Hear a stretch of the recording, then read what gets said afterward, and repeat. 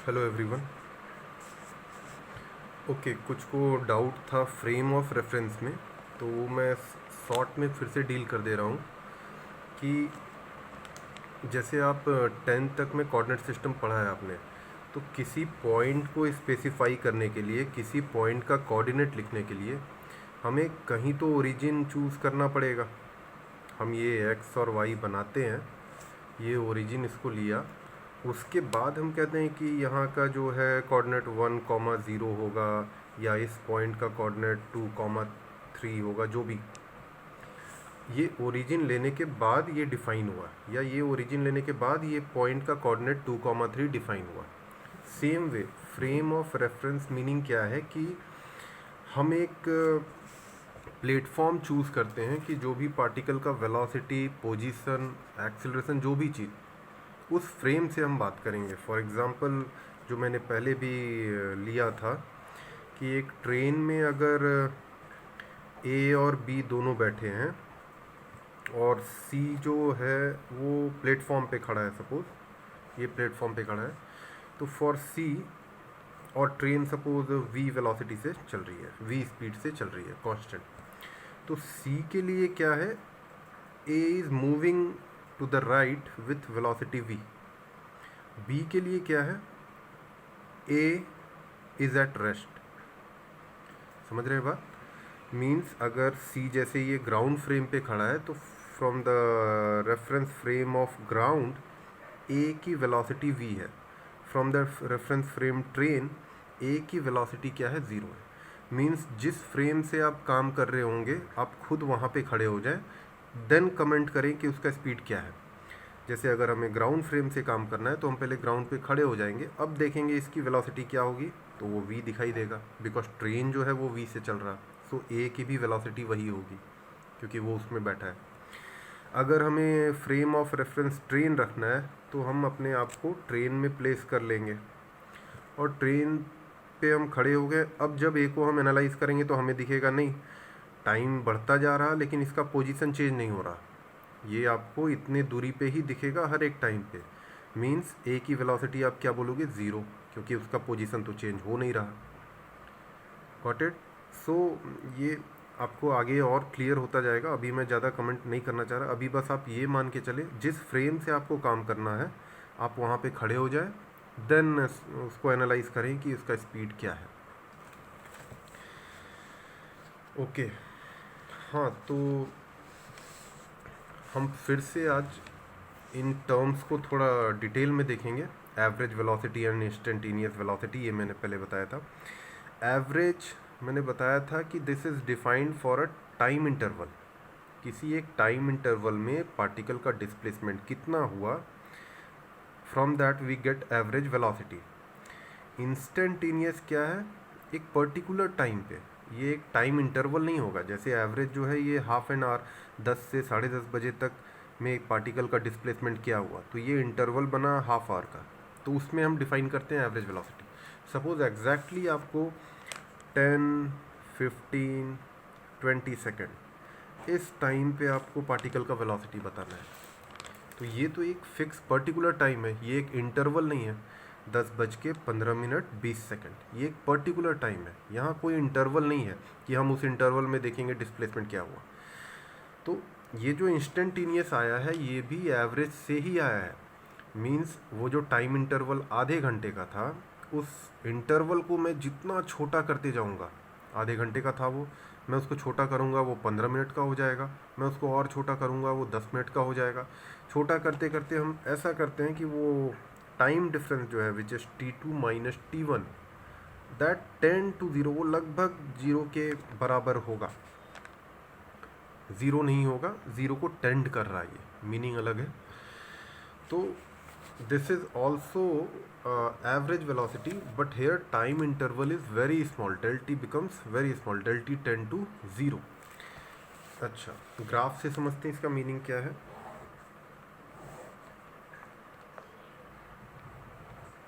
Suppose ये 10 बजे की बात थी और ये बात थी 10:30। तो एवरेज निकालने का तरीका, हाँ, ये कौन सा ग्राफ है, एक्स टी ग्राफ है। तो क्या करते हैं हम देख लेते हैं डिस्प्लेसमेंट क्या हुआ 10 से 10:30 के बीच पार्टिकल का। तो 10 बजे ये x1 पे था और 10:30 पे ये x2 पे था। तो v average is x2 minus x1 by t2 minus t1। This is the definition of average velocity. Okay, ये सेम चीज़ क्या आएगा अगर मैंने ये एक सेगमेंट ड्रॉ कर लिया from point A to point B suppose, और ये कंप्लीट किया मैंने ऐसे। सो ये this is what t2 minus t1, ये प्रीवियस वीडियो में भी मैंने बताया है, सेम चीज़ है t2 माइनस t1। और ये क्या आएगा, ये length x2 minus x1। Got it? So let this angle be theta. तो ये लेंथ जो आ रहा this comes out to be x2 minus x1, और ये क्या आ रहा, ये आ रहा t2 माइनस t1। तो एक्चुअली जब हम एवरेज वेलोसिटी निकाल रहे हैं तो ये क्या है, this is the value of tan theta. अगर इस ट्रायंगल से आप tan थीटा लिखने गए तो आप यही लिखोगे परपेंडिकुलर बाई बेस, और वो क्या मिलेगा आपको, एवरेज वेलोसिटी। और tan थीटा को हम क्या कहा करते थे, slope of the line, slope of the line. ये अगर इसको लाया हमने एक्स एक्सिस पे भी ये थीटा एंगल ही बनाएगा with positive direction of x axis, उसका tan लेते हैं, दैट बिकम स्लोप, और वो क्या देता है हमें, वेलोसिटी देता है। ओके, ये हो गई एवरेज की बात। अब हम इसी में बात कर रहे हैं, सपोज मुझे 10:15 एग्जैक्टली 10:15 पे मुझे वेलोसिटी चाहिए पार्टिकल का, क्या है, हाँ यहाँ आपको क्लियर होगा। Let this time t3 be 10:15। Okay, ये 10:15 पे मुझे पार्टिकल का वेलोसिटी चाहिए। तो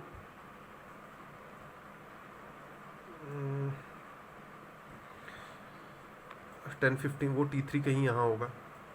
अब सोचिए ज़रा, ये टाइम थोड़ा इधर मैं बढ़ा लूँ, ये टाइम को इधर बढ़ा लूँ, तो इंटरवल क्या हुआ, छोटा हुआ।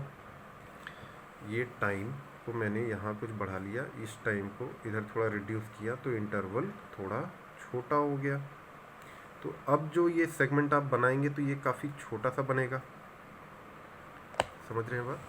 ये जो पहले इतना बड़ा सेगमेंट बना था, मैंने थोड़ा इसको किया तो सेगमेंट थोड़ा छोटा हुआ, फिर थोड़ा और इधर किया, ये सेगमेंट और छोटा होगा।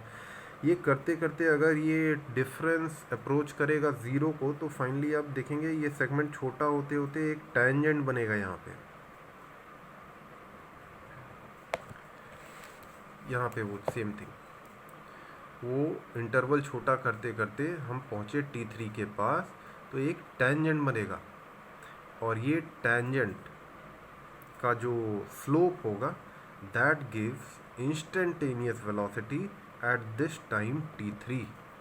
पार्टिकल की स्पीड क्या होगी एट दिस टाइम, ये पर्टिकुलर वैल्यू देगा।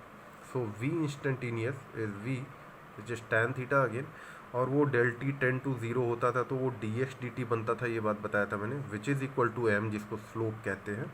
सो अगेन सेम थिंग है, बस इंस्टेंटेनियस में टाइम इंटरवल बहुत छोटा हो जाता है, तो एक पर्टिकुलर टाइम की बात हो जाती है।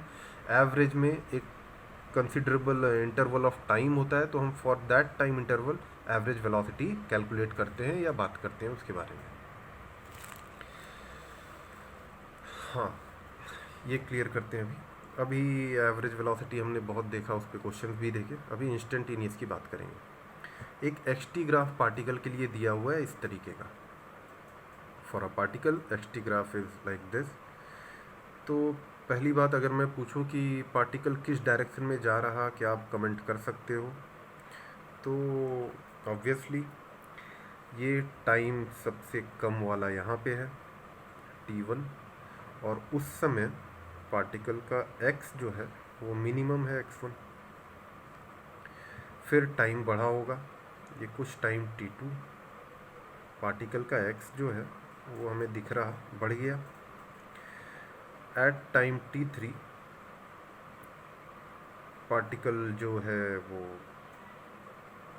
कुछ बढ़ के आया, मतलब हमें ये दिखाई दे रहा है जैसे जैसे टाइम बढ़ रहा पार्टिकल का x बढ़ रहा, पॉजिटिव x बढ़ रहा, means particle is moving along positive x axis.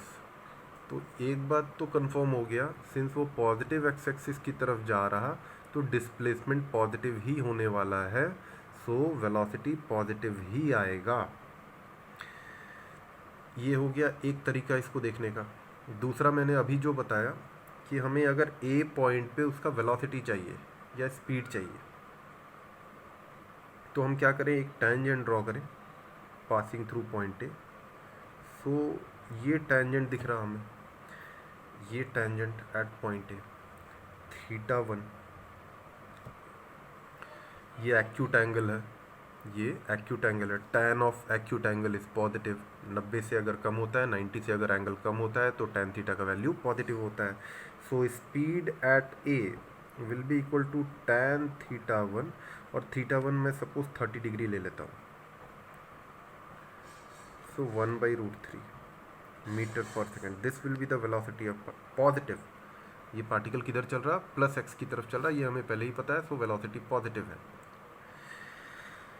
Okay, B, फिर बी पे जब गया तो ये बी पे हम टेंजेंट एक ड्रॉ कर लें,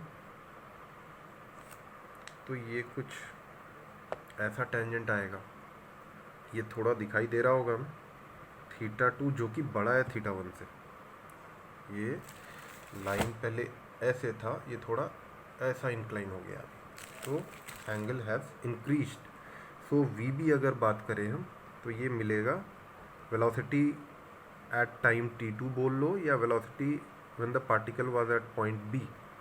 तो tan θ2 करेंगे, लेट θ2 हम थोड़ा बढ़ा के ले लेते हैं, 45 ले लेते हैं, 30 हमने पहले लिया था। So this comes out to be 1 metre per second.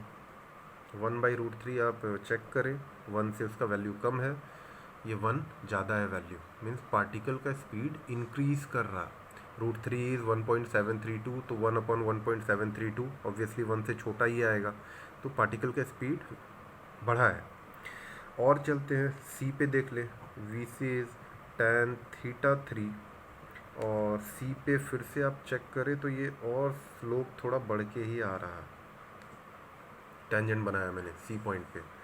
सो θ3 जो आया वो थोड़ा बढ़ के ही आया, लेट इट बी tan 60, जो कि √3 होता है, विच इज़ 1.732।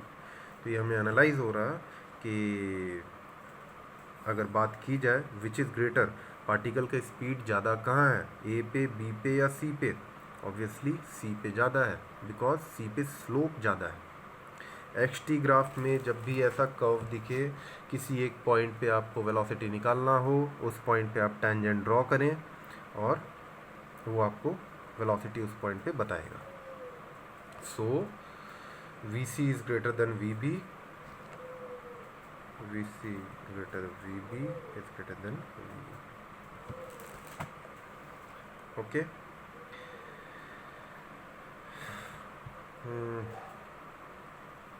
तीनों वेलोसिटी पॉजिटिव है, तो ये पहले ही हमने जज कर लिया था, ये सब बिना कैलकुलेशन किए हमने जज किया था कि सिंस x पॉजिटिव x बढ़ रहा मीन्स पार्टिकल का वेलोसिटी पॉजिटिव ही आना चाहिए। दूसरी एक छोटी सी बात है, देखिए, इंस्टेंटेनियस वेलोसिटी और इंस्टेंटेनियस स्पीड दोनों का वैल्यू बराबर होगा।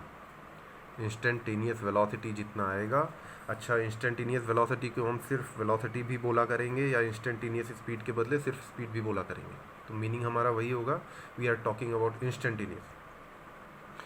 तो instantaneous speed is always equal to instantaneous magnitude of instantaneous velocity, क्योंकि वेलोसिटी वेक्टर क्वांटिटी है तो वो तो प्लस माइनस दोनों हो सकता है, स्पीड स्केलर है, तो हम वैल्यू की बात कर रहे हैं, जो भी वैल्यू इंस्टेंटेनियस वेलोसिटी का आएगा that will be the value of instantaneous speed. Okay, ये हम नेक्स्ट वाले में देखते हैं कि मीनिंग क्या है, magnitude of instantaneous velocity is equal to instantaneous speed.